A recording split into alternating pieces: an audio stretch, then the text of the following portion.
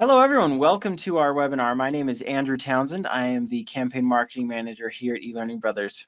Today, we're going to be talking about how to skill up your employees for the future. This is going to be a very fun webinar, and I hope everybody gets what they were hoping to get out of it. This session will be recorded, and we will email a copy of it out to everybody who has registered. So you can be checking for your email for that. If you have to step out early, you will still get a copy of this session to your email inbox. If you have questions during the webinar or comments, please use the questions panel. That's part of the GoToWebinar's control panel. There's a section called questions. Please use that to send in any thoughts you have. We'll get to as many of your questions as we can. If you haven't already, also please feel free to check out our community, the Rockstars community. There's all kinds of really cool stuff there. We've got sections about LMS, sections about Lectora, Scenario VR. We also talk about have sections of the community that aren't about our products. We've got Articulate Storyline, PowerPoint, Camtasia, iSpring, everything e-learning. You can find conversations about that there at the Rockstars community, and we'll paste a link to that in the chat. And so you can find that again in the GoToWebinar control panel, a section labeled chat. All right, well, we have a fantastic guest with us today. We have John Toda, Rockstar Learning Evangelist. Thanks, John, for joining us. We're very excited to hear what you have to say. And without further ado, I'm going to pass the screen over to you. And also, I'll pass the time over to you, John. Okay. So as Andrew said, what we're going to talk about today is about skilling up your workforce. I talk about the skill set economy quite a bit. I've been talking about it for the last few years, and I do quite a bit of research around that. But it's very interesting. This last year obviously has been different for all of us. So I've updated this presentation, and I'm excited to present it with all of you today. It's now titled Skill Up Your Employees for the Future, and it's really about designing a learning program to future-proof your workforce. So we're going to talk a little bit about the research behind this, some best practices and strategies, and then we're going to jump into Rockstar Learning quickly and show you practically how we're doing some of those things today, or how you can do those things today in the Rockstar Learning platform. So we'll jump right into it. As Andrew said, I'm the Rockstar Learning Evangelist here at eLearning Brothers. I've spent 20 years of my career in the learning and development space. I was the co-founder and CEO of Edgelance, which was acquired by eLearning Brothers just a little over a year ago. As I was in that role, I also created the Knowledge Link platform and the Knowledge Pilot assessment tool, and those have become the Rockstar Learning platform today and the assessment module. So very much a lot of the things we'll talk about today are embedded in that concept of assessing and enrolling learners in skills-based learning paths. Today, I'm the Rockstar Learning Evangelist here at eLearning Brothers, so I work with our customers on how to get the most value out of the platform, how to implement great strategies, and really skill up your workforce using the tools that we have here at eLearning Brothers. I also host a learning and development interview show called the Learning Life Show, and I chair a global virtual learning committee. So I am in your situation quite a bit also, where I have to build up learning programs that scale virtually and can skill up people all around the globe. So skilling up matters more today than ever. As I said, I've been giving a presentation similar to this for a few years, and a lot of the themes in the research that I do each year haven't changed very much. They stay somewhat similar in what people want to learn, how they want to learn, but no surprise to any of us, that's changed quite a bit in the last year. And as we've seen, our new normal doesn't look like a classroom like that anymore. It now looks more like this: a Zoom session, a GoToWebinar, Microsoft Teams. We all know that we're getting a little bit closer to being back to normal, but the reality is we may not go fully back to normal at any time, or our new normal is going to be a combination of virtual training, on-demand learning, and the in-person instructor-led training that we've always been accustomed to. But because of this, there's a new set of skills that will be needed to be successful. And a lot of these changes were going on anyway, and so some of the new research is out. Obviously, the LinkedIn Learning 2021 Workplace Learning Report is a great source, the World Economic Forum report.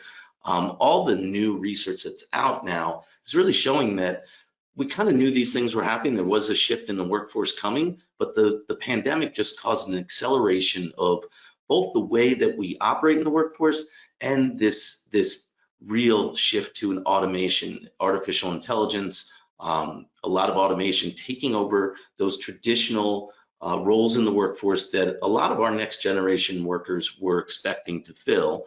And with all the advancement in technology, there's been a shift.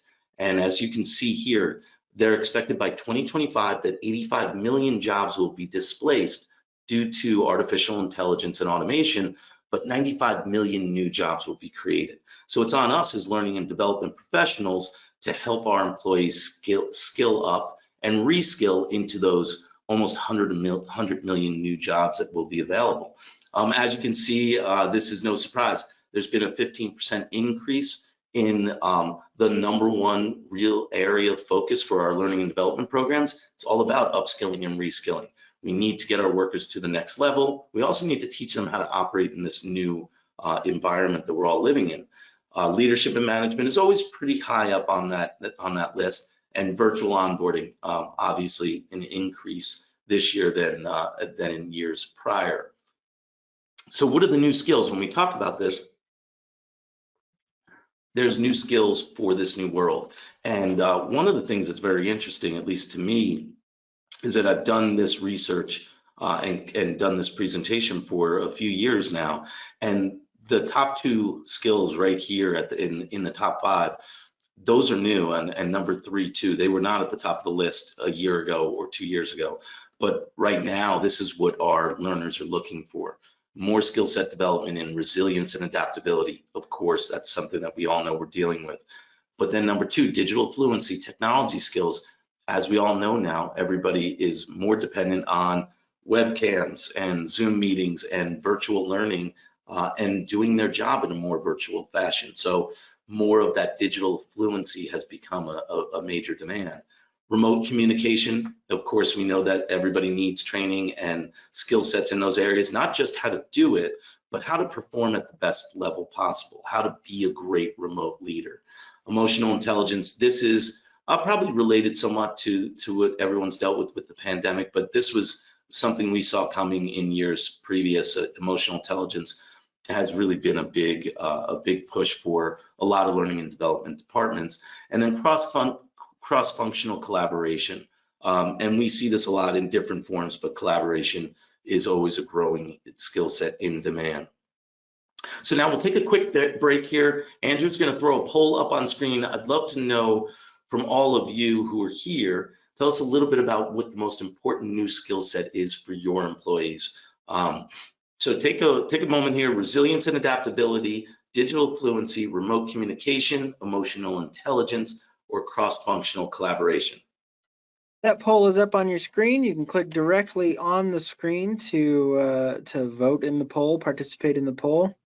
We'll give you guys just a couple more seconds. Again, what's the most important new skill set for your employees? Resilience and adaptability, digital fluency, remote communication, emotional intelligence, or cross-functional collaboration. Okay, about 3 more seconds. I know you really want to think about it and make sure you give the right answer.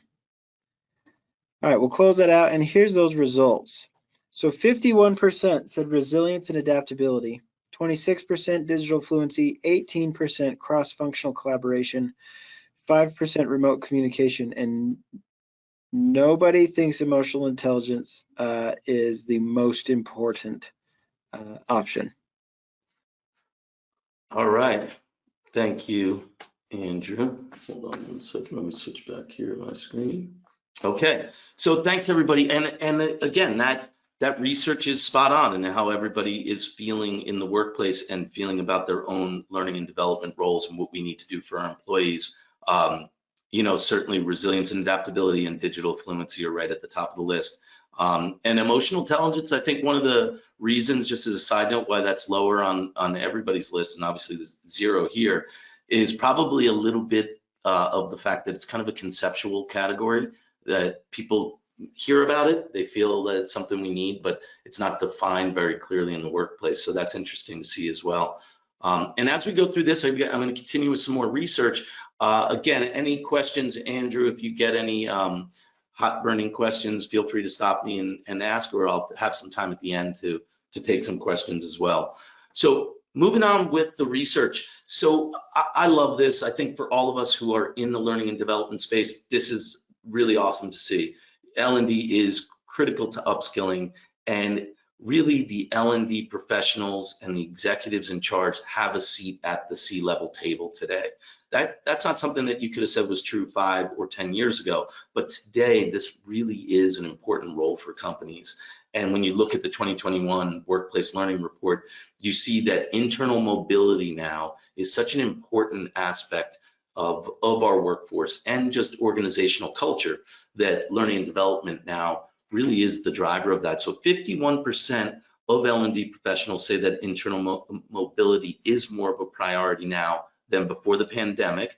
And you see this quite a bit, upskilling and reskilling, because it's easier to move your own people up into that next level job, skill them up internally, than to bring new people into the organization during the times that we've been dealing with. So I think you're definitely seeing an increase there. 39% say that they're responsible for identifying current and future skills gaps. So now we know upskilling and reskilling is critically important to companies, and almost half of the learning and development professionals out there are the ones doing this job. And then 82% agree that the more engaged learners are, the more likely they will be to find new roles in the organization.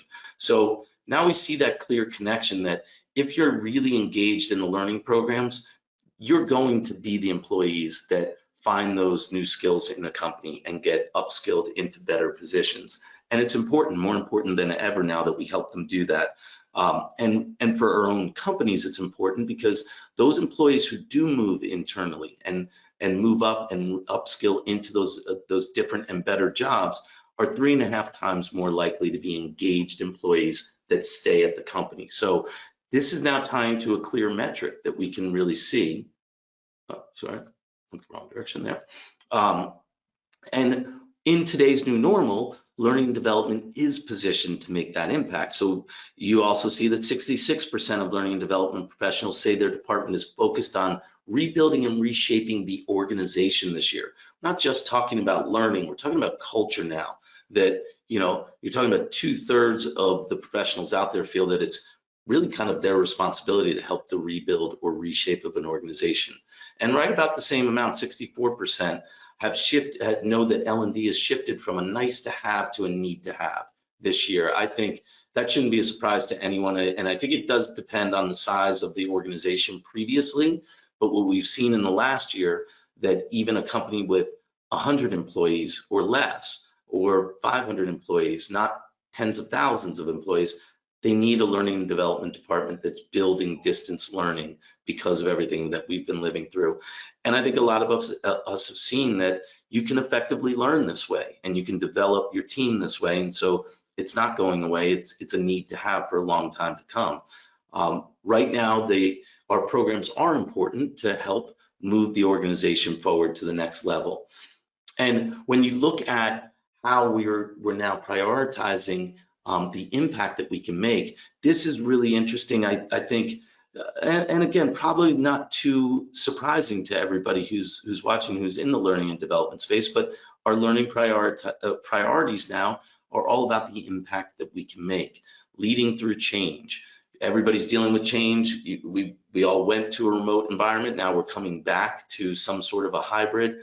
That change is going to be impactful, and we're really going to need the learning program to lead us through that. Diversity and inclusion across the board, as you can see, 64% of learning professionals globally, and even higher in North America, have made D&I a priority this year. So now impact even beyond the workplace, in our societies, in our communities, that now we can start to have the responsibility as corporate education departments that the diversity and inclusion training and really developing the next generation in that area can fall on us a little bit. And I think that's a great thing. I think it's something we can be proud of. And of course, upskilling and reskilling is always going to be one of those priorities. And when I talk about upskilling and reskilling, even before the pandemic, I always talked about this from the perspective of the fourth industrial revolution. And when you look at this is this revolution that's really started. As you can see, this is a statement from McKinsey back 5 years ago, that 45% of the tasks that people are paid to do each day could be automated with current technology, and that was 5 years ago. Today, you see that happening at even a faster pace.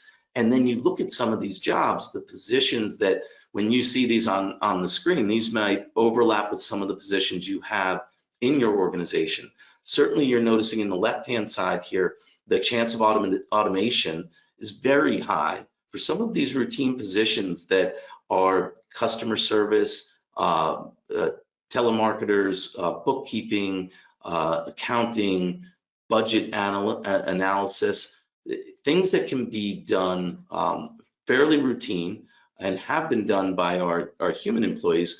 These are primed to be automated by artificial intelligence and replaced in these next few years. And then you see on the right side, things that require a little bit more specialized services, of course, physicians and dentists and nurses, but then even down on the lower end of this list, the jobs that you have in our corporate world, sales managers, engineers, CEOs, architects. So it's really looking at creativity, when even a PR manager, collaboration, leadership. Those are the soft skills that are really required for the positions that are not going to be automated out. And when you look at it, and we all know this, chatbots have been around now for a little while, and now you're seeing automated and AI actors paired with those chatbots. And what you can see with this is that some roles that we all have every day, customer service and support analysts and roles like that that are critical, and employees have been manning those for a while, the artificial intelligence has gotten very good. And now when you pair the artificial intelligence with this next level of AI, you can see on the screen right now, this is actually an artificial intelligence actor. So it reads a script in multiple different languages. It could be paired ultimately with a chatbot. So now it's responding and speaking to customers and people who need to interact with you in multiple different forms, very easily to be changed to different characters, different ethnic groups, different languages. Now we've got technology that can span some of those gaps that we can't very easily do with our own people. So now that chatbots are becoming more intelligent, they're also starting to look and speak like us. So this really pushes us to this area, and this is from the World Economic Forum. The rate of automation, and this is the division of how jobs are going to be split up between humans and machines going forward. If you look at 2018, really almost 3/4 of them were manned by humans, and just kind of dipping our toe in what a machine could do. Almost half and half here in 2022, and I think this report has been accelerated because this was done back in 2018, but that number has shifted greatly because of the pandemic. And so what you're looking at, even how they predicted at 2025, that more than half of the jobs are going to shift to machines and artificial intelligence and automation. That number could even be greater now because of what we lived through in the last year. So what it really means for all of us is that it's on our learning and development programs to develop the skill sets in our people that are related to creativity, emotional intelligence, cognitive flexibility, the things that a robot, a machine can't do very well. So we have to help move our people on those career paths, because 65% of the jobs that our next generation workforce are going to perform do not even exist yet. And we saw that there's almost 100 million new jobs that will be created in one form or another in our workplace. They're not learning about this in college and university right now because we couldn't teach them that. So it falls on us as corporate educators to really teach this next generation. And the great thing is that Gen Z, this young generation that's coming into our workforce and has been coming into our workforce, is learning more than any generation before them, and they're truly focused on their career growth. And I look at this study all the time. I think it's fascinating. They rank career growth and learning as high as compensation in a lot of stats, and 76% of the Gen Z learners believe that learning is the key to a successful career. So they're telling us exactly what they want, and we know that it's a need because of automation. So in some ways, we have a perfect storm here where employees, particularly the next generation, want to be invested in their own career path, in their own career map. and they will want to learn. They're already exhibiting that they will learn, and they'll use the online tools that we provide them to do that. So let's talk now a little bit. That's all the research, and I love going through that. I think it's fascinating. I get to do it once a year, updating this presentation, and I think it's been dramatic to see the changes. But now we're going to shift a little bit and talk about some of the steps, how you can implement some best practices to build a skills-based learning program yourself. And then we'll show you a couple samples of how we do that. So 5 steps, and some of these will be things that you probably do or you do in one form or another, but not necessarily in your online learning program, or not to date. Number 1 is to identify those skills gaps and the organizational needs. And this is important. Where does the organization want to go? What are the core values of the company? How does that intertwine with the gaps in our skill sets that our current workforce has? And how can we move some of those people up into those gaps that we need, those new positions that we need, by skilling them up? Number 2, take that inventory of current and future position goals. So we want to know, where are our people today? What are those roles? You'll see, because I work in technology, I always kind of use the example of a business analyst, because there's a lot of different ways to get into that career path, and there's a lot of different ways to end. And so when you look at it, it's important to know, okay, who are the people that we have in our workforce? What are the positions that are current today? What are the ones that we want to create? And start to overlay that with those gaps and the organizational needs to start to see, where are the learning opportunities? Where can we map this out? And I'll show you, this can be done in workflow tools. We use a tool called Mural. It's almost like a digital whiteboard with Post-its and whatnot, and you can map it out that way. You can map it out with traditional workflows, as I'll show you, or in a simple spreadsheet. But we've seen a lot of people do this in different ways. Number 3 is to build the career paths to get from here to there. So now that you know where the gaps are and what the organization needs and what positions need to be filled, then you can start to look at, how do we build these paths to get our employees from where they are today to where they're going to be 2, 3, 4 years from now, and make sure that we can visually represent that. Show each individual that there is a clear path. That's one of the main reasons why a Gen Z employee wants to make a move, because they can't see a clear path to the next level, and we can all help with that. Number 4 is to involve the learner in the process. We want them to self-assess. I'm going to show you some assessment examples. We love assessments, they're great. We want the learner to feel like they're involved in the process. They self-assess. It prescribes a learning path for them, allows them to enroll in it, and then have some invested interest in their learning path.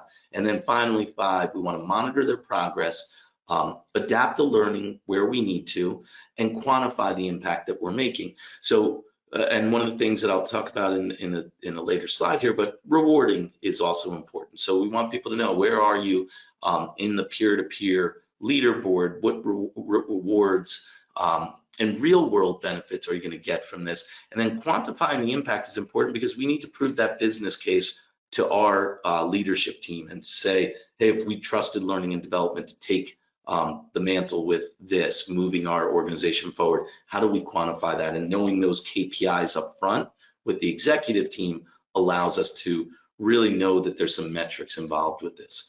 So first, defining the career path with actions. I think this will look familiar to a lot of people. We do this all the time. We can map out a business analyst role from, business analyst to consultant, junior consultant, senior consultant, manager, principal, partner.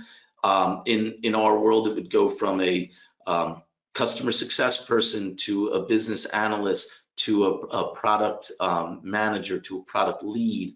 And that transition is very important. We want to visualize that and show it to people. But then what we also want to do is map out what the learning requirements are at each of these intervals, each of these milestones. So what are the proficiencies that you need to demonstrate and the learning that you need to complete?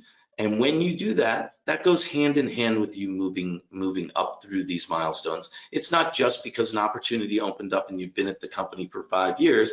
It's also because you've done the learning that's required. You've demonstrated your proficiency in the skill sets needed, and you're moving along on this path. And I think when people know that there is a clear path and learning and development has a role in them getting there, it adds to the adoption, it adds to their interest in the program. Again, personalizing it is so important. Everyone wants to know that their path is unique to them, and everybody's learning style is different. And so we like to have a blended learning program so that people can consume the content in the way that's best for them. But always, and this is something that I'm always on a soapbox about, is pre-assess. Make sure you know what someone's starting knowledge state is.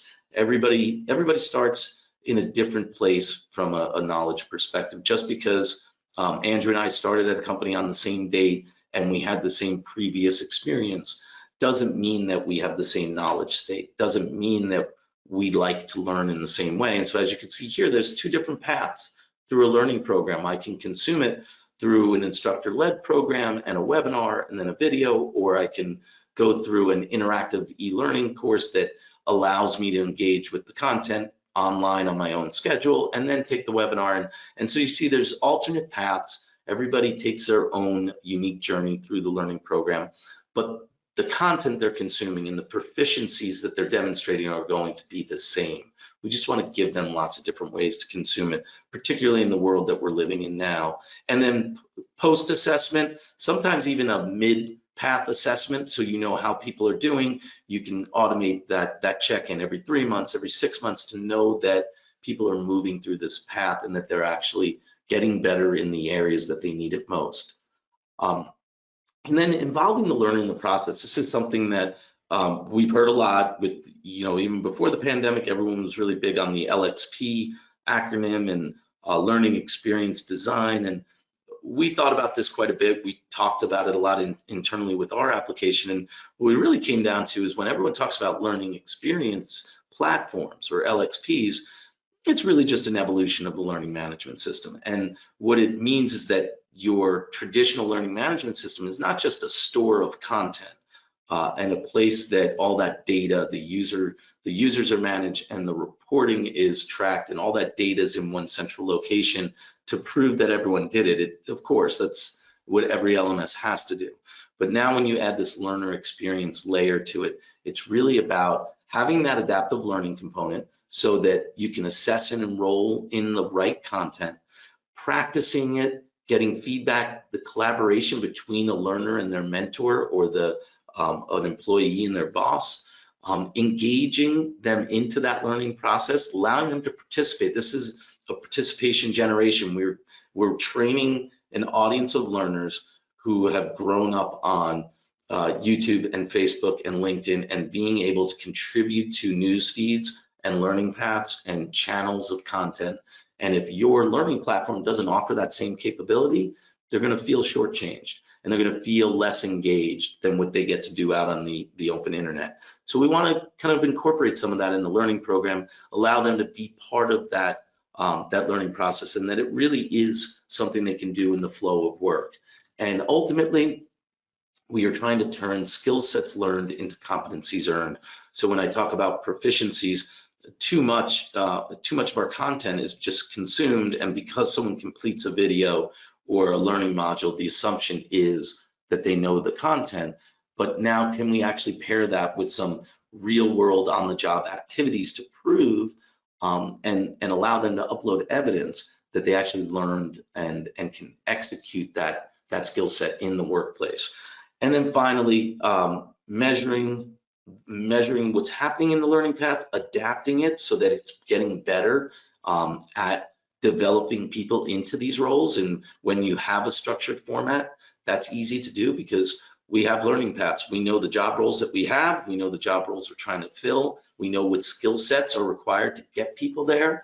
Once we can template that, we have a really reliable template that we can tweak and adapt all the time, but we can measure how quickly we can reskill and upskill our own people into the roles that we need to fill and then reward them. I like badges and leaderboards and rewards inside of the application, but I love real world rewards. Give them things that they can use in the real world. So if I achieve a certain level, a certain skill set or competency in the workplace, why can't I have a badge that I could put out on my LinkedIn profile? Why can't I have a a company designed designation, if you will, or a certification, so it's less formal, that I can put on my email signature or I can put up on social media. So, you know, I know I had a person who worked for me, and she had just graduated from college, and I said, you know, what do you really want to get out of the job? And the first thing she said is, I want to be known as an expert in my field. And she was 22 years old at the time, and I thought it's fascinating. One, that she wants to be an expert in a field, and I don't know if she even knew what the field was yet, but to have that motivation, but then also to be known as an expert, and that's different.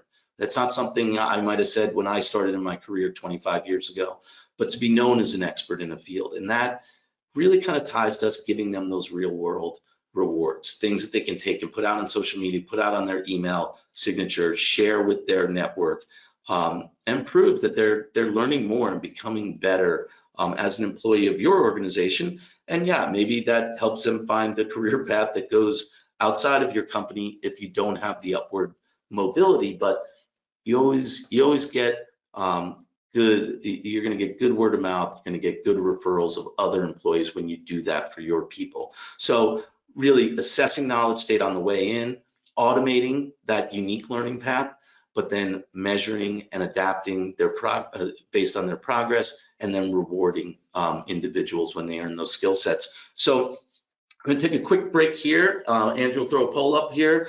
We got a few learning strategies that we've talked about, and what I'd love to know from all of you is, what of those learning strategies are you employing today? And this is always fascinating to me. So we'll take a few moments here so you can share with us. I think you can multiple select here, so as many of these as you're using today in your workplace.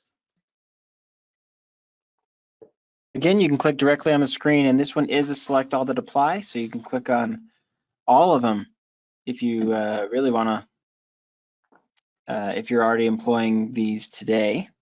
Give you guys a couple more seconds to think about it and participate in this poll. All right, we'll go ahead and close it out and share. So John, it looks like the most popular one is role-based learning tracks. We've got 69% of the audience currently doing that, 55% using assessment-based training, 48% learning contributed content, 34% personalized learning paths, and 28% using adaptive learning programs. We've got a pretty savvy group here. Yeah, that is awesome to see. I think you know, and you got to give credit to Andrew Townsend with helping me with the title of this presentation, because we definitely got the right people here. I think everybody on this webinar really does understand the value of all the things that we're talking about. And I'm going to jump now, as I said, I'm going to flip over here and show you how we're doing some of these things in our platform. Andrew, just a quick check. Can you see my screen now? Yep, looks great. I see the Cool. Rockstar Learning Platform. Perfect. So a lot of you are already doing the things that we're talking about in that poll, and I love to see it. And so what I'm going to focus on are a couple of things that I think maybe haven't been used or not in use quite as much, and that's probably because they're pretty new. So again, I think the learning path, customizing the learning path, and you know, there wasn't as much in personalization. There was more in the area of role-based learning paths, and I love that.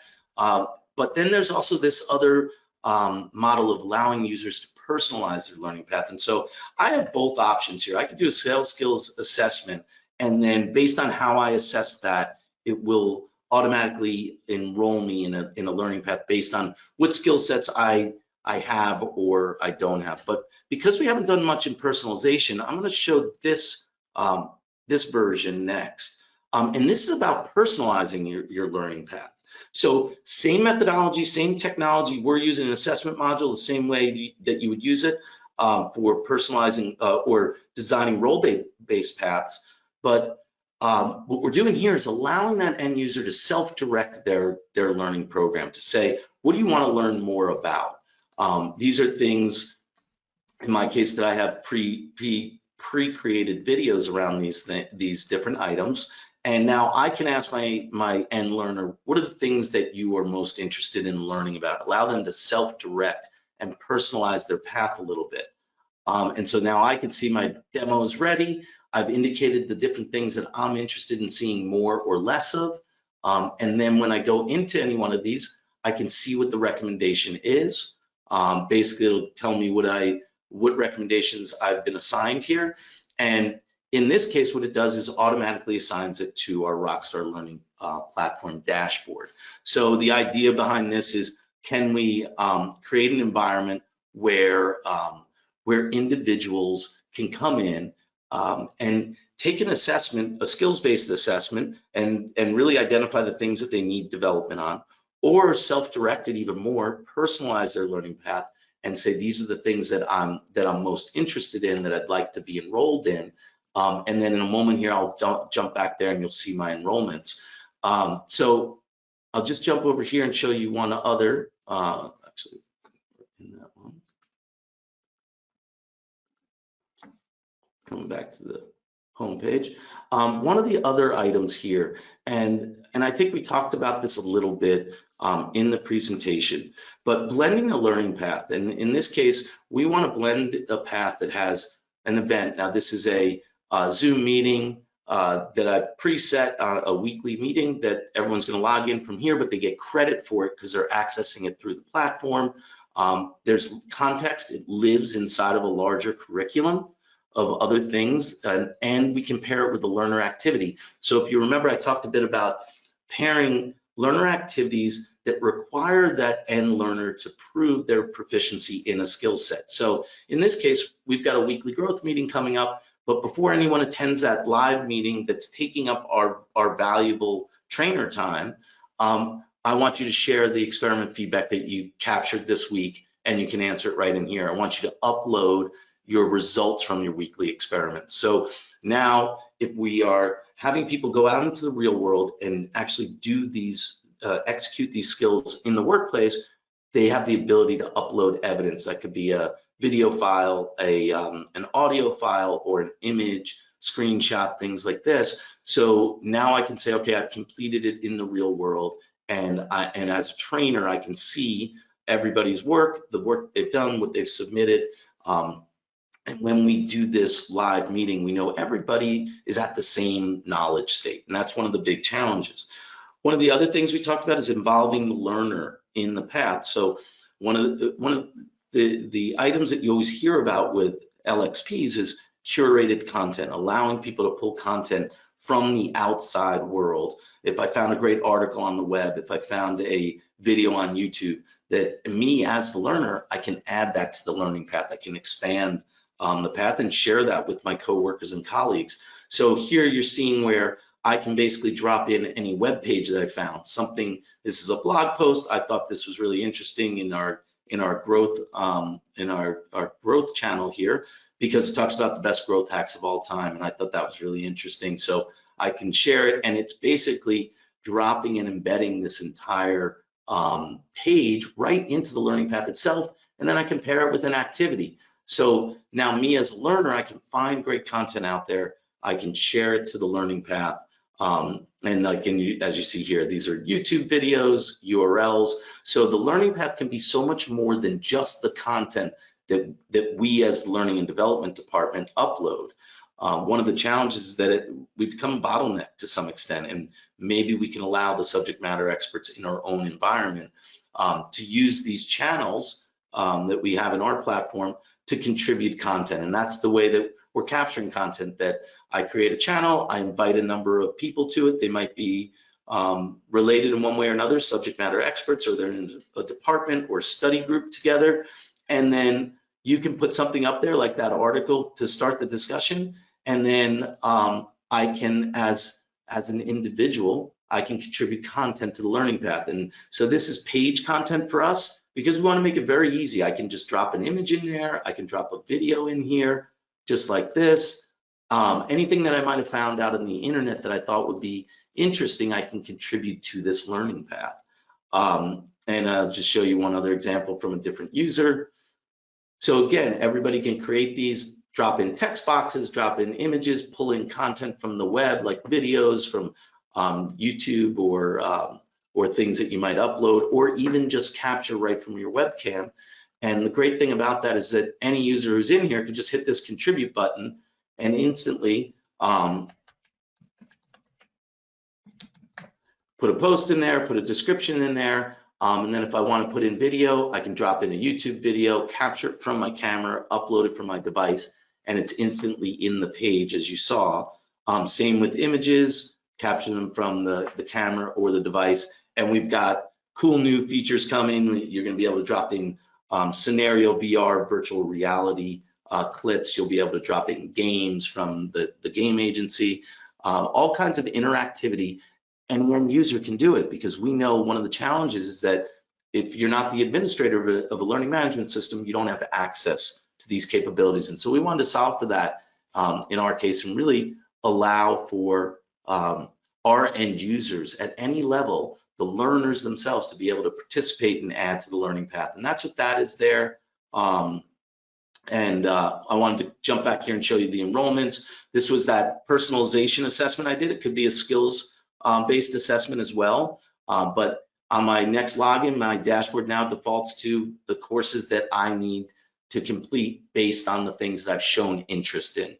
And of course, you still got featured items here, but I'm going to wrap up here because we'll have a couple minutes if anyone has any questions. But I did just want to show you a couple of those ideas about how you can pair learner activities so users can prove their proficiency while they're in learning, and that could be tied to any piece of media in a platform like this, and the channels where any end learner can also contribute content to a learning path, because it relates specifically with some of the things that we're talking about today with skilling up your workforce. And I'm just going to jump right back here, and I'll flip it over to Andrew, because the final thing I want to show you for everybody who's here today, if you haven't seen already, on the homepage of elearningbrothers.com, we now offer a fully free account for Rockstar Learning. So if you're interested in the Rockstar Learning platform, if you want to build a proof of concept, get your stakeholders together, show them what you're going to do, and don't worry about a trial with a 30-day period or a 60-day period. This is not a trial account. It's fully featured for up to 5 learners. You can go to the website, you can scan that QR code right now that's on screen, or go to elearningbrothers.com, and right on the homepage, within 24 hours, you could have your own Rockstar Learning site and start trying some of these features out. Everything I showed here today is available in the free account, and you have unlimited usage for up to 5 learners. So I'll leave that up on the screen, and Andrew, if you have any questions, I'm happy to answer. Yeah, I just want to point out, I saw a LinkedIn post the other day. Somebody was saying that if you're a learning developer and instructional designer, it would be beneficial for you to learn how to use an LMS or an LXP.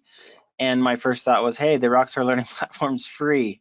So, if you're finding yourself as a learning developer or instructional designer and you're trying to figure out if your stuff's going to work in an LMS, this is a great way to, start to experiment and play with that. So, like John said, absolutely free Rockstar Learning platform. You can jump in there today. Just visit elearningbrothers.com to do that. Another quick reminder to visit rockstars.elearningbrothers.com for the community. It's a great place to go in there and continue the conversation or talk about whatever the heck you want to, e-learning related. I think that's all we've got. We don't have any questions. So thank you very much, John. This has been very useful. Thanks everybody for checking us out. Again, visit elearningbrothers.com to learn more about the Rockstar Learning platform, and hopefully we'll see you guys on future webinars. Have a great day. Thanks, everyone.